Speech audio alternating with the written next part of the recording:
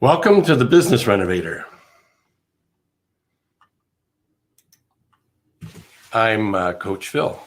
Phil at coachphil.ca is my email address, and coachphil at coachphil.ca is my website. So I like to start every one of these sessions with an excerpt from a terrific book from a friend of mine. His book is Customer Delight 365, Brian Monahan. And in today's page, he's quoting Stephen Covey. Covey wrote the book on, I believe it was 7 Successful Habits, or the 7 Habits of Highly Successful People might be the proper name. Anyway, Stephen Covey, an author, leader, quote is, "If I really want to improve my situation, I can work on the one thing over which I have control, myself." Brian Monahan's take on that is, don't try to change your customers, change yourself. And that pretty much requires another quote. "Be the change," Mahatma Gandhi said. "I think that if Gandhi and Covey came together and created a customer service book, it might be called Be the Delight." So that's compliments of Brian Monahan, the author of Customer Delight. You can purchase a copy of that via Amazon and read your quotes every day. So today I wanted to talk about mindset matters most. And yes, I am a business coach, and we do work on strategies, tactics. We work with team development and helping business owners make more money, save money. We help with succession planning in terms of selling a business and exit strategies, that sort of thing. And we work on time. How do you get more stuff done in less time? Or how do you get more time away from the business? All of those are important parts of a business coach's role. What I found, though, is if people don't change their mind, nothing happens. So I wanted to share some ideas and insights that have been effective for myself personally, business owners that I've worked with, sales people, sales managers, VP of sales that I've worked with across North America, and athletes at the young age, everywhere up from 10 years old up to 18-year-old, male and female, as well as college athletes at the university level, helping them change the way they think about what it is they think about. And just want to bring up a banner here from one of my favorite mentors. So if we change the way we think, you change the way you run your life, said Lou Tice. Now, Lou Tice is no longer with us in the physical plane, but for me, he lives on forever. I have one of my favorite books by Lou Tice. He was the co-founder with his wife, Diane Tice. So Lou Tice and Diane Tice founded a company called the Pacific Institute. They're still around today, making an impact. This is a terrific book if you wanted to be able to work with helping yourself change your mindset. This one talks about the 5 steps to get from here to there. And there's a story in here where Diane, his wife, actually had cancer at age 50. She decided that she wanted to live another 50 years, so she had a full-on physical. And as a result of that physical, found out that she had some serious cancer issues. Cancer at that time, something that many women wouldn't have survived.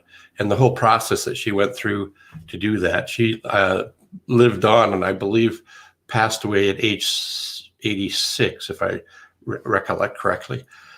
But certainly outlived what the doctor who told her that she had cancer did. And the book tells you her story, but also Lou's story about how he's had an impact on people's lives. So what we say to ourselves is really, really, really important. It's subtle things like Brian Tracy talks about this someday I'll.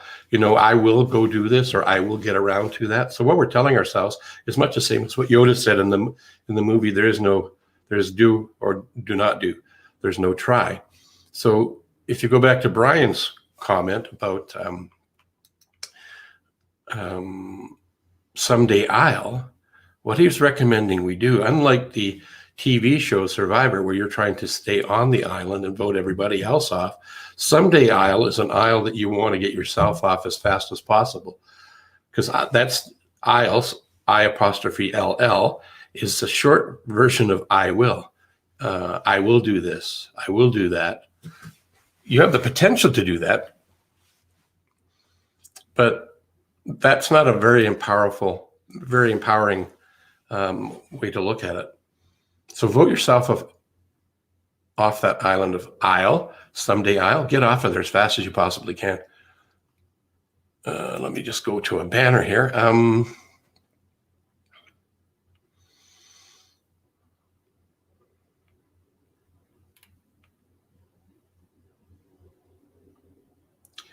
Dead airspace is something we shouldn't have on a radio show or a podcast, so I apologize for that. I was having trouble finding this particular one.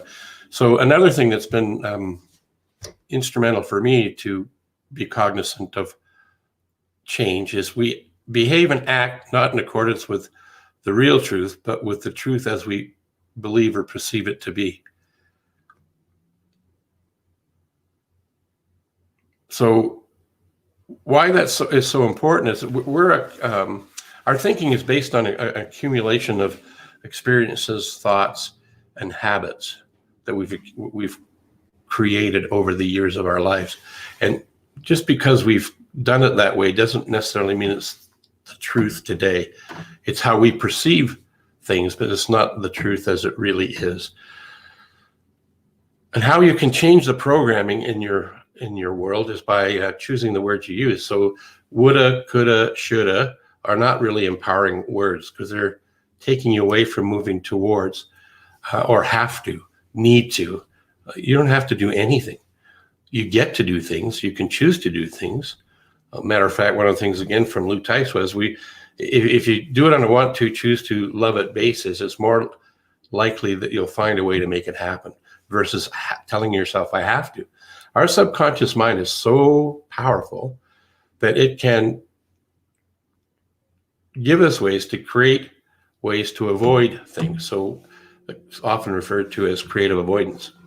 And it really only shows up as if you're in a sales profession and there's some things that are uncomfortable for you to do and you don't do them or find a way to creatively do them in another fashion.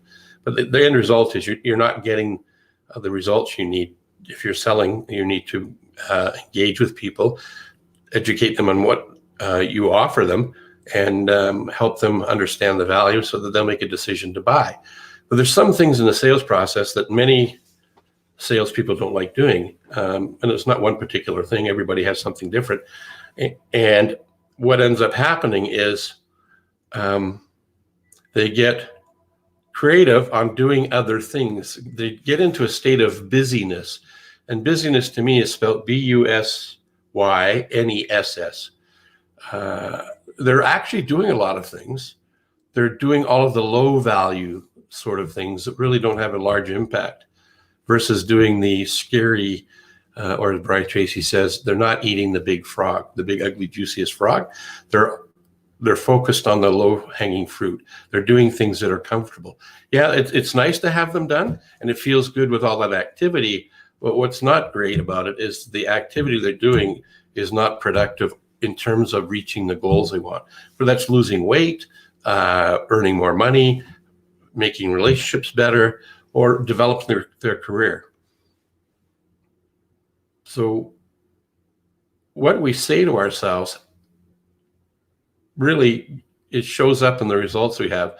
Harv Eker's quote that I like is, where thoughts go, energy flows, and results show.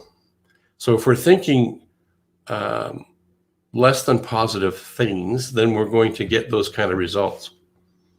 And if you don't like the results you have, start thinking about what you've been saying to yourself and change what you're saying to yourself. Once you get a belief, you act like the belief, whether it's true or not. You build your own belief with your own thought, another true Lou Ticeism. And this is basically what I'm saying today. So that's all I've got for today. Just a few tips and ideas on what you could do. to change your thoughts. If you're interested in finding out more about this, shoot me an email at phil@coachphil.ca and just write in their mindset. Happy to have a conversation with you. Let's have a virtual coffee, expand who we know around the globe. And until next time, I'm Coach Phil.